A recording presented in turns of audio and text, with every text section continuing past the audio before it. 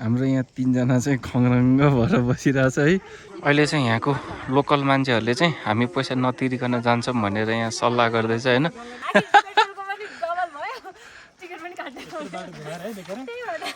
भारी जति कसले बोक्ने हैन बोक्दिन यार मेरो हेल्मेट ओ त अब अहिले हेल्मेट पनि गाह्रो भइसक्यो हैन यस्तो टुटुके उठ्ने गरेर बाटो ल्यायो कोदालो खने जस्तो भयो खङरङ्गै हुने खालको रहेछ त है। केही छैन रहेछ त। केही छैन टिकटको पैसा मात्र काटो ल गयो टिकट काट्यो पैसा अब गयो अब यो पानी हेर्ने एउटा जगमा लानी।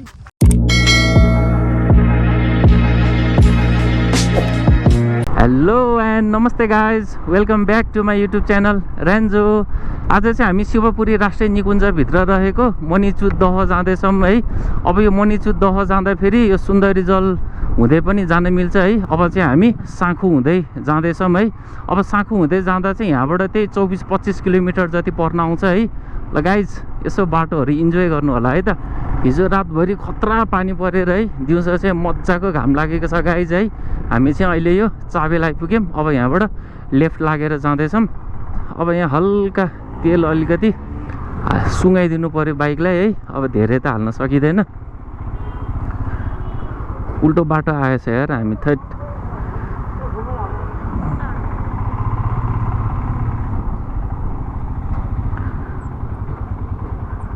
ए यस्तो लाइन रहेछ। ल भयो नहालौँ, खै कता गर्ने रहेछहरू खै। ए ल गाइस तेलमा लास्टै लाइन रहेछ है। अब तेल हालिन फाइनल्ली हामी जोरपाटी चोक आइपुग्यौँ है। अब यताबाट सुन्दरी जल कागेश्वरी हुँदै पनि जान सकिन्छ है। हामी चाहिँ सिधै साँखु हुँदै जाँदैछौँ। हाम्रो एकजना बाइकमा चाहिँ ऊ पछाडि बस्ने बाबुले चाहिँ पुरा बाइकको स्पिडमा चलेको हावाले त्यहाँ फ्यान चलाएर एकदम इन्जोय गर्दैछ। ल बिरामी जस्तो छ बाटो चाहिँ जताततै बन्दै छ। ल अब अगाडि बस रहेछ, दरै धुलो खुवाउने भइहाल्यो नि। यताबाट गएर बसलाई ओभरटेक हानिदिनु पऱ्यो। ल अब हामी यहाँबाट लेफ्ट टर्न गरेर पनि जान सकिन्छ है। अब हामी चाहिँ एकचोटि यसो भगवान्को दर्शन गरेर पनि आउँ भनेर साली नदी पनि लाग्दैछौँ है। अब यहाँसम्म आइसकेपछि एकचोटि भगवान्लाई ढोकेरै जाउँ भनेर।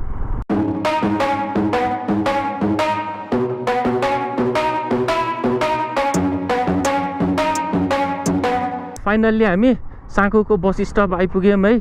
अब तपाईँहरू मणिचुद जाँदै हुनुहुन्छ भने यहाँसम्म गाडीमा आएर यहाँबाट चाहिँ हाइकिङ गरेर मणिचुद पनि जान सक्नुहुन्छ है। अब हामी एकचोटि साली नदीको दर्शन गरेर आउँछौँ। ल पुनम फाइनल्ली हामी साली नदी पनि आइपुग्यो है। कस्तो लागिरहेछ त? एकदमै रमाइलो, एकदमै फर्स्ट टाइम होइन? First time. ल राम्रोसँग हेर ल भगवान्लाई। नदी जाने बाटो चाहिँ कता? श्रीस्वस्तानी परमेश्वरी नमः। यहाँ चाहिँ ठुलो खालको बच्चा है, बुढो बच्चा।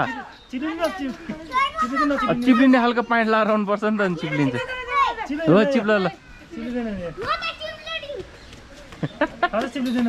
ल गाइज हामी चाहिँ साली नदी माताको दर्शन गरेर फर्क्यौँ है। अब यहाँबाट वज्र योगिनी मन्दिर हुँदै हामी जान्छौँ है। अब त्योभन्दा पहिला हल्का सपिङ गर्नु पऱ्यो होइन। अब त्यहाँ यसो खानेकुराहरू केही पनि पाइँदैन है। अब यहाँबाट यसो खानेकुराहरू यताउता लानु पऱ्यो। हाम्रो चाहिँ अलिअलि किनमेल भयो है गाइज। ल गाइज फाइनल्ली हामी वज्र योगिनी जाने बाटोतिर आइपुग्यौँ है।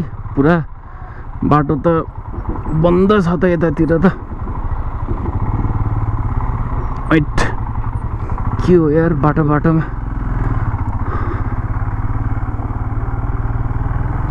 पुरा अफ रोड रहेछ ल यतातिरको बाटो। लोकल चल्दैन।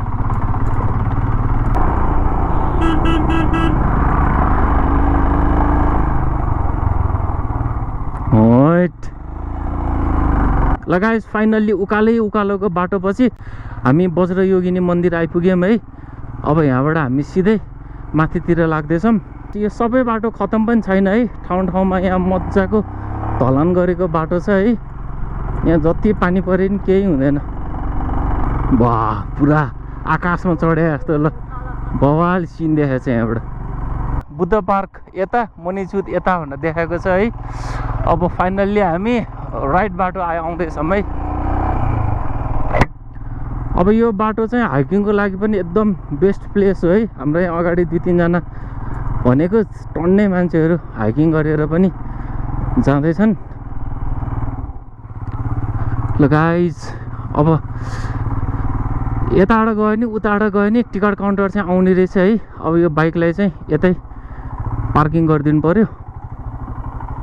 यहाँ फर्कौँ है त पार्किङ गर्ने। ल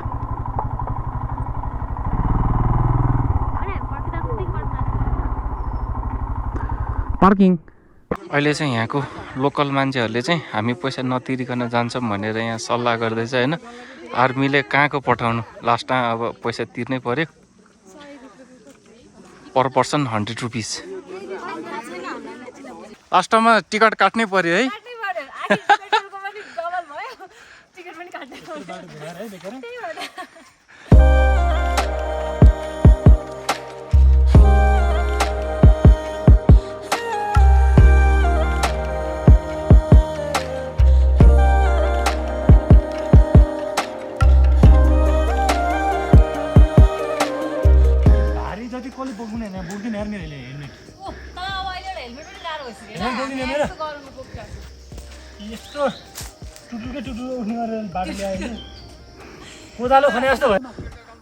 हजुर काटेर हो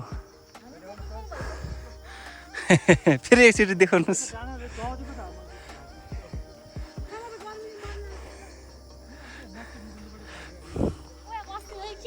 बसौँ न।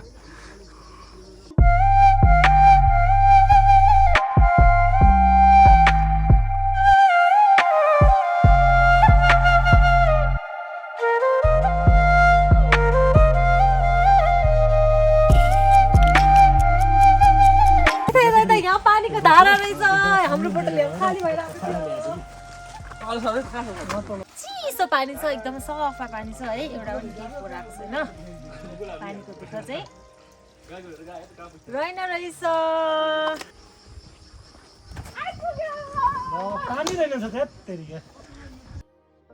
खङरङ्गै हुने खालको रहेछ त है। केही छैन रहेछ त। ल गयो टिकट काट्यो पैसा। अब पानी हेर्ने एउटा जगमा लाने। अब छिट्टै नै यहाँ यस्तो खालको इँटाको चाहिँ वाल बन्दैछ है। डिजाइन बवाल छ ल इँटाको। हाम्रो यहाँ 3 जना चाहिँ खङरङ्ग भएर बसिरहेछ है। यस्तै विधि खङरङ्ग नै हुनु पर्दैन है।